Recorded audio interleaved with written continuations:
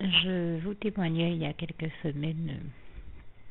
de comment nous nous sommes retrouvés alors que j'étais malade à devoir aller aux urgences avec un frère en Christ et du spectacle auquel nous avons eu à, à être témoins, non seulement être témoins, mais duquel moi aussi de toute manière j'ai fait l'objet, et où je vous disais comment un jeune qui était de passage en Guadeloupe s'est vu refuser l'accès aux soins, non pas pour être clair au service des urgences, nous n'étions pas au service des urgences de l'hôpital, hein. Nous étions ailleurs, mais dans un service qui est censé traiter les urgences. Nous n'étions pas à l'hôpital, pour être très clair. Mais où il y avait donc un médecin de garde et qui est bien censé recevoir toutes les urgences et qui est celui qui est censé traiter les urgences qui arrivent. Et je précise que c'est un endroit où il y a un roulement de médecins, donc on comprendra bien que mon propos ne vise personne, qu'il ne vise qu'à simplement dénoncer une pratique qui à nos yeux est ténébreuse, puisque ce jeune qui était malade sous nos yeux s'est fait refuser l'accès aux soins simplement sous prétexte qu'il n'avait pas de quoi les payer. Je dis que vraiment c'est quelque chose d'excessif, parce que il pourrait arriver à n'importe quel touriste ici en Guadeloupe d'être de passage, d'avoir un malaise ou autre chose, et bien sûr personne ne choisit d'être malade, et quand ça nous arrive c'est toujours indépendant de notre volonté. Eh bien il pourrait arriver à n'importe qui d'avoir un malaise ou d'avoir autre chose et d'être quelque part où il n'a pas nécessairement d'argent sur lui, mais où il a urgemment besoin d'accéder aux soins, de recevoir les soins qui s'imposent dans son cas et dans sa situation. Et on comprend bien que tout vrai médecin qui a pris le temps de faire un serment d'Hippocrate est censé avoir fait un serment d'Hippocrate et non un serment d'hypocrite, et ne pas se retrouver à abandonner un patient malade, mais bien choisir de le traiter, de le guérir. Et en l'occurrence, le jeune auquel je pense, eh bien, il est ressorti du cabinet du médecin sans avoir pu recevoir les soins que nécessitait son état de santé, et en plus en se tordant avec des douleurs. Et quand on a discuté avec lui, il nous a bien fait savoir qu'on a refusé de le soigner sous prétexte qu'il n'avait pas de quoi payer les soins. Et je remercie le Seigneur Jésus qui nous a permis de vivre cette situation et de découvrir ce qui se passe en réalité derrière ce système de santé, en tout cas au moins sur cette question-là, derrière ce système de santé, et qui nous a par la suite mis à cœur, et toute la gloire lui revient, de garder le contact avec ce jeune afin de lui donner les médicaments qui convenaient dans son cas, dans la mesure où son cas n'était pas très compliqué. Il avait simplement des coliques, et ce n'étaient pas des coliques qui étaient graves, hein, qui nécessitaient simplement la prise de médicaments qui s'obtiennent sans ordonnance. Et là on peut de toute manière pas nous reprocher d'être, même si nous ne prétendons pas être médecins, mais nous avons déjà eu le type de colique qu'il avait. Nous avons compris sous l'inspiration du Seigneur qu'il lui suffisait de prendre des comprimés qui sont vendus sans prescription et qui permettent de résoudre très rapidement ce cas-là. C'est une médication très légère, donc qui ne nécessite même pas de prescription, qui ne nécessite même pas une prise médicamenteuse régulière. Généralement c'est régulé au bout de quelques minutes, une fois qu'on a pris les comprimés dont je parle. Donc il a suffi que nous gardions le contact, qu'on prenne rendez-vous avec lui, et nous lui avons amené les comprimés qu'il fallait. Je me dis que ce médecin, en admettant qu'il ne veuille pas guérir ce jeune, enfin lui donner le traitement qui s'imposait, aurait au moins pu lui parler de ce traitement et l'inviter à aller simplement prendre les comprimés, si tant est qu'il n'en avait pas dans sa pharmacie, parce que c'est vraiment des comprimés très basiques qu'on trouve partout, vendus sans prescription. Et je veux dire, on a la sensation que nous sommes plus inquiétés de l'état de ce jeune que le médecin lui-même, qu'il me semble pouvait lui dire, bon, mais même si je ne vous reçois pas, enfin, il l'a reçu dans son cabinet, mais même si je ne vous soigne pas ou que je ne vous fais pas une consultation, je vous conseille tout simplement de prendre tel médicament, tel comprimé qui est vendu sans prescription en pharmacie, que vous pouvez acquérir à bas coût ou demander à quelqu'un de prendre pour vous si vous-même vous ne pouvez pas vous les acheter. C'était aussi simple que ça, et bien sûr, manifestement, ça ne lui aura pas été dit. En tout cas, il ne nous a pas dit que le médecin avait eu la réaction de lui dire ça, mais bien au contraire de lui dire que comme il n'avait pas de quoi payer ses soins, eh bien, il n'était pas reçu ni soigné. Enfin, pas reçu plus longtemps, puisqu'il a quand même pénétré dans le cabinet du docteur, pour être clair dans mon propos. Et donc, moi, je remercie le Seigneur Jésus de nous avoir permis de vivre cette situation-là et donc de découvrir, comme je le dis, l'envers du décor et de découvrir des choses que, bien sûr, mais les trois quarts du temps, dont personne ne parle jamais. Hein.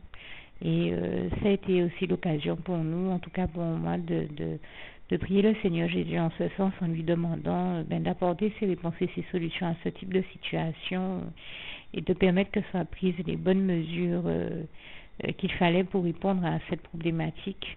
de l'accessibilité gratuite aux soins. Et quelle ne fut pas ma surprise, en ayant vécu cette situation, je crois bien que le Seigneur Jésus m'a mis à cœur de prier pour ce point de prière. Je découvrais en la vivant que c'était finalement un point de prière nécessaire, et je vous invite là encore à prier chaque fois que Dieu vous met à cœur de prier pour quelque sujet que ce soit et quels que soient les points de prière qu'il vous inspire de faire. N'hésitez pas à les faire, tout comme on prend plaisir à faire un point de croix. N'hésitez pas à faire tous les points de prière que Dieu vous mettra à cœur de faire. Et je vous dis, tout naturellement, après avoir vécu cette situation, je crois avoir prié le Seigneur en ce sens, afin que soit apportée par Dieu, Jésus et son Saint-Esprit la réponse à ce type de situation problématique, qu'il soit pris les bonnes mesures afin de résoudre ce genre de situation. Et nous savons qu'il est notamment écrit dans le psaume 40, versets 5 à 6, que Dieu est celui qui prend et qui a déjà pris et qui continue à prendre le maximum de bonnes mesures en notre faveur, et je lui rends ici grâce et gloire. Vraiment, toute la gloire en revient à Dieu, à Jésus et à son Saint-Esprit. Eh bien, c'est avec bonheur que j'ai appris au cours de la semaine dernière, et nous sommes aujourd'hui le 23 juin 2014, mais la semaine dernière, environ fin de semaine, début de week-end, j'ai entendu qu'on parlait d'une loi qui allait être soumise au vote à l'Assemblée, afin qu'on permette à l'horizon 2017 à tout un chacun l'accessibilité aux soins gratuitement, la gratuité de l'accessibilité aux soins, qui à ce moment-là serait réglée non pas par le contribuable ou le patient malade, mais par les services de sécurité sociale, je crois. Je ne rentrerai pas trop dans les détails pour ne pas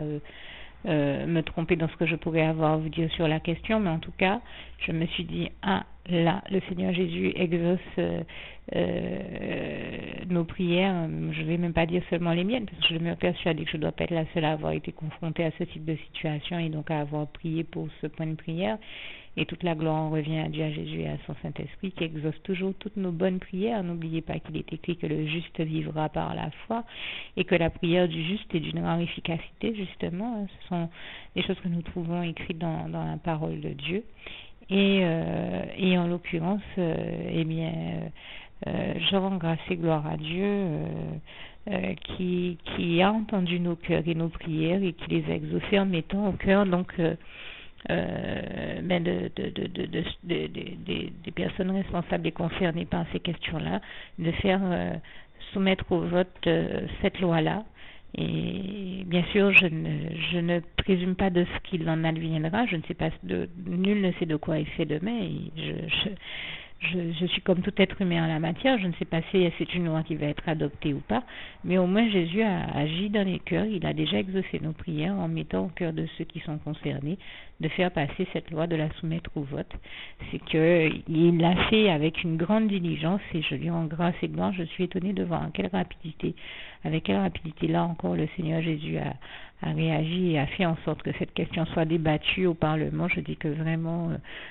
toute la gloire revient à Dieu, à Jésus et à son Saint-Esprit qui a voulu par ce biais-là éviter qu'on ait à assister encore à ce type de situation totalement inadmissible.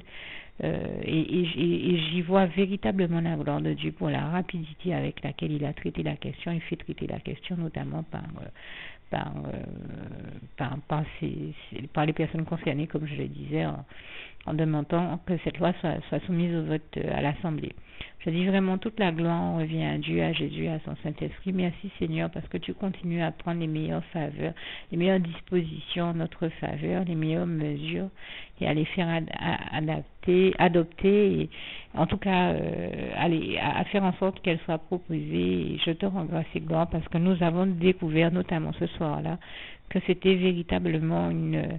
une nécessité sur le plan social et de l'accessibilité aux soins pour tout un chacun. Et je dis que toute la gloire revient à Dieu, à Jésus-Christ, à son Saint-Esprit. Merci Seigneur encore une fois pour ta grande bienveillance et ton grand amour éternel envers nous, comme le passage de Jérémie 31 verset 3 nous le rappelle bien. Et aussi pour toutes ces bonnes mesures que tu prends vers nous et ton grand amour pour nous. Donc pour résumer, nous aussi nous t'aimons, nous tous tes enfants, louange, honneur et gloire à toi éternel mon Dieu Jésus d'amour Saint-Esprit. Merci Seigneur, je t'aime et nous t'aimons. Pour avoir de plus amples informations sur ce sujet et donc cette loi en question dont je parlais à l'instant, n'hésitez pas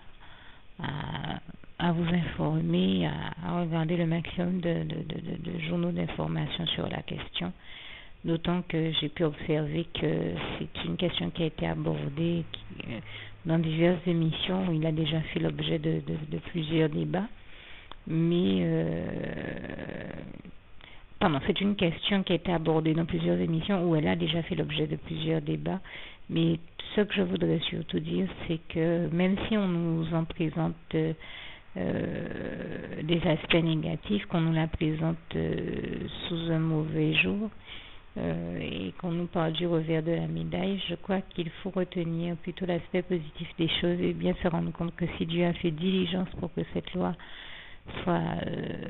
soumise à un vote et donc qu'elle passe, c'est que Dieu sait que cette loi va bénir beaucoup plus de personnes qu'elle ne serait néfaste pour d'autres, puisque Dieu agit toujours dans l'intérêt du plus grand nombre, dans sa bienveillance et son grand amour envers nous, et je lui rends grâce et gloire encore pour cela. Et c'est bien pourquoi je vous invite à me rejoindre dans la prière sur ce point de prière et à ne pas hésiter à demander à Dieu de faire en sorte que cette loi soit adoptée et qu'elle passe, puisqu'elle est aussi une loi qui mine de rien, permettrait de participer à la défense des droits des plus démunis et surtout à leur permettre d'arriver à une accessibilité aux soins gratuits, enfin à pouvoir avoir des services tout en restant sur le créneau de la gratuité dont ces personnes en ont réellement le plus besoin. Et toute la gloire revient à Dieu, à Jésus et à son Saint-Esprit qui, comme je le disais là encore, est le seul à pouvoir prendre ce type de faveur, de grâce et à choisir de nous bénir de la sorte de grâce, de bénédiction envers nous. Autant s'en saisir, ne pas hésiter pour prier afin que justement cette bénédiction-là nous parvienne à tous et toute la gloire revient à Dieu qui nous permet de vivre le meilleur par son unique grâce. Vraiment, toute la gloire revient à Dieu, à Jésus-Christ et à son Saint-Esprit. Donc, que le Seigneur vous garde et vous bénisse. Et à bientôt. Et n'oubliez surtout pas de prier pour que cette loi soit enfin adoptée et mise en application en vigueur aussi rapidement que possible, puisqu'on parle de l'horizon 2017, mais nous savons que les personnes les plus démunies ont de toute manière urgemment besoin de soins. Donc n'hésitez pas à demander au Seigneur que non seulement cette loi soit adoptée, mais qu'elle soit mise en pratique dans tout ce qu'elle a de plus positif et que l'aspect négatif en soit laissé de côté pour ne développer que le positif afin que le maximum de personnes puissent en bénéficier, que ce soit les plus démunis ou autres, tous ceux pour qui le Seigneur le souhaitera, tout ce que Dieu souhaitera bénir par ce biais-là. Et je lui rends grâce et gloire encore à l'Éternel, notre merveilleux Dieu d'amour. Alors à bientôt. Juste une petite précision pour tous ceux qui ne sont pas encore, qui n'ont pas encore choisi la meilleure des options qui soit, qui est celle d'aller se placer, de faire le choix à soi-même, d'aller se placer dans les bras d'amour de Jésus-Christ, pour se mettre à l'abri de ce monde cruel. Eh bien, je partage avec vous la prière par le biais de laquelle on y accède. Et commence par vous rappeler également ce passage de Jean 14, verset 6, où il est écrit que Jésus-Christ est le chemin, la vérité et la vie. Nul ne vient au Père, Dieu, sans passer par le Fils Jésus-Christ, bien sûr. Je le dis à ma manière, vous regarderez comme il est actuellement écrit dans vos Bibles là encore. Et donc, n'hésitez pas à ouvrir vos cœurs à Dieu, à Jésus, à son Saint-Esprit, à être sincère avec lui et à lui adresser la prière qui suit, à lui dire tout simplement: Éternel mon Dieu, Seigneur Jésus-Christ, moi, un tel, vous dites votre nom et votre prénom, je t'accepte aujourd'hui comme mon sauveur personnel, le seul maître et roi de ma vie. Je remets toute ma vie entre tes mains puisqu'elle t'appartient, Éternel mon Dieu, puisque tu l'as créée, cette vie. Donc tu en es donc le seul maître et propriétaire comme de tout ce qui existe dans tout l'univers. Je remets donc toute ma vie entre tes mains, je te la donne. Merci, Éternel mon Dieu, aussi de permettre que cette vie que tu m'as donnée continue à être à ta gloire et que je continue à te servir, à t'appartenir pour l'éternité, d'éternité en éternité. Merci aussi, Seigneur, de faire que je continue donc à te servir et à t'appartenir pour l'éternité, d'éternité en éternité. Et aussi, Seigneur, de m'accorder la grâce de ton pardon et de ta miséricorde pour tous les péchés que j'ai commis tout au long de ma vie, jusqu'à la date d'aujourd'hui incluse. Et c'est au nom puissant du Seigneur Jésus-Christ que j'ai fait cette prière. Et à vous tous qui avez fait cette prière, je vous dis que Dieu vous bénisse abondamment, puissamment, richement. Et surtout, n'hésitez pas à la partager avec tous vos proches et contacts, amis, membres de vos familles, collègues, bien-aimés, tous ceux que vous aimez, et surtout tous ceux à qui Dieu vous mettra à cœur, avec qui Dieu vous mettra à cœur de la partager. Et comme j'aime à le dire, si vous n'avez pas encore pris le temps de faire cette prière, comprenez bien que voilà, ça ne vous coûte rien de la faire, c'est gratuit, c'est indolore, et que voilà, vous n'êtes pas obligé de me croire, mais moi il m'est arrivé tout comme vous de devoir faire cette prière un jour dans ma vie, et quand on m'a proposé de la faire, je me suis dit, et si c'était vrai, et si c'était vraiment Dieu qui, par ce biais-là, m'appelait à lui et me demandait de lui donner ma vie, de l'accepter, c'était Jésus qui était en train de vraiment me tendre la main et qui était en train de me demander de l'accepter comme mon sauveur personnel, je ne pourrais pas passer à côté de l'occasion de lui dire oui, parce qu'il faut aussi que je reste ouvert ou ouverte à ce que Dieu peut avoir à me dire. Il faut que je garde mon cœur et mon intellect ouvert à ce que Dieu peut avoir à me dire. Donc je me suis dit, je ne peux pas courir le risque de passer à côté de mon éternité, de passer à côté des meilleures choses de la vie, surtout si le maître et créateur de la vie m'appelle et cherche à me sauver. Pour être sauvé, il faut bien que je lui dise oui, que je souhaite qu'il me sauve. Oui, Seigneur Jésus-Christ, je t'accepte comme mon sauveur personnel. Et c'est le sens de cette prière. Et comme je dis, elle ne nous coûte rien à faire. Et puis surtout, moi je vous dis, du jour où je l'ai faite, j'ai vu Jésus changer ma vie en mieux sur tous les plans. Et donc je crois que ça ne vous coûte rien, ça ne vous coûte rien vous non plus de la faire et puis d'expérimenter, de regarder comment les choses vont se dérouler dans votre vie, de regarder Jésus changer votre vie en mieux, à vous aussi. Et voilà, d'en faire l'expérience. Et pour en faire l'expérience, il faut commencer par faire cette prière. Donc si vous ne l'avez pas encore dite, réembobinez tout simplement cette vidéo ou ce document si vous préférez, réécoutez-le et dites avec moi la prière que vous m'avez entendu mentionner. Et n'oubliez surtout jamais que tout est possible à celui qui croit en Dieu, en Jésus-Christ et en son Saint-Esprit, comme il est écrit en Marc 9, verset 23, et que tout est possible à Dieu, comme il est écrit en Marc 10, verset 27. Que Dieu vous bénisse donc et à bientôt.